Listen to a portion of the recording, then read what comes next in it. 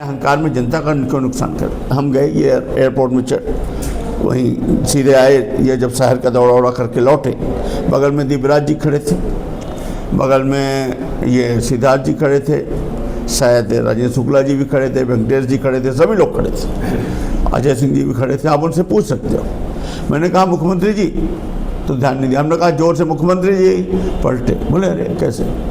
तो हमने कहा इसलिए आए हैं कि आप बताने आए हैं कि सिमरिया मध्य प्रदेश में आता है। तो बोले कौन सिमरिया। तो हमने कहा आपको ना मालूम होगा, पर जहाँ से मैं विधायक हूँ। तो बोले अच्छा अच्छा, हाँ हाँ हाँ।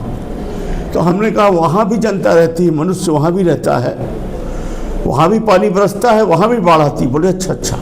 हमने कहा आपको याद दिलाने आया हूँ कि आप वहाँ के भी मुख्यमंत्री हो। बोले हाँ। तो हमने कहा कि बोले हेलीकॉप्टर। तो हमने कहा हेलीकॉप्टर सिमरिया की जनता देखी है, आप पूछेगा सबसे। अभी अभी चुनाव में 7-8 हेलीकॉप्टर उतरे थे। तो बोले कि क्या करना है। तो हमने कहा इनको बोलिए कि पक्षपात ना करें, प्रशासन को बोलिए, माननीय हमारे रीवा वाले रोक रखे हैं, वहाँ ट्रांसफार्मर तक लगने नहीं देते, वहाँ अधिकारियों को मना कर रखें कि किसी तरह का राहत नहीं होना चाहिए। उनको बोलिए, हालांकि मैं आपसे उम्मीद नहीं करता, पर मैं इसलिए आया हूं कि हमारी जनता ये ना सोचे कि उनका विधायक घर बैठा। इतना मैं कहा और मैं मुड़ के लौट आया। खैर फिर मैं अपने क्षेत्र में गया, जो भी मुझसे बन पड़ता है मैं करने का प्रयास कर रहा हूं। भारतीय जनता पार्टी अपने अंतिम निचोड़ में आ रही, अहंकार की अति होती है। इसका नाम था भारत की जनता की पार्टी, अब भागो जनता पीटेगी बीजेपी। अंतिम स्थिति आ रही, क्योंकि अहंकार की अति तो होती ही है। टीएमसीपी का आप हाल देख ही रहे हो, कभी तक इन्होंने कुछ किया नहीं। 15 वर्षों में क्या मिला रीवा को? नशा, जमीनों की लूट और बाढ़ का दंश हमेशा हमने झेला है। ये सब आपके सामने पिक्चर है, इनसे उम्मीद हम बिल्कुल नहीं करते। हम तो जैसे विधायक हैं अपने क्षेत्र में, तो हमें मालूम कि इनकी ये फॉर्मेलिटी का कोई मतलब नहीं। हमने पिछली बार के बाढ़ में देखा, उसके बाद में भी देखा, गांव के लोग बेचारे कागज बनवाते, पटवारी ये वो नाटक नौटंकी, अंतिम में 600 का चेक, एक चेक 1300 का आया था। बेचारों को उसका 4 गुना किराया लग जाता है।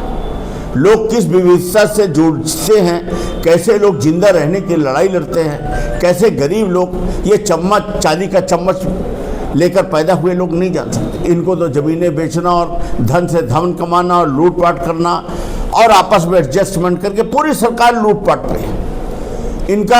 आप देखोगे ध्यान से तो पहले शिवराज जी के भी टाइम में हल्का सा पर्दा था, हल्का सा लूटपाट तो वहाँ भी थी, पर थोड़ा सा छाती होती ऐसे चलती थी बहनों भाइयों।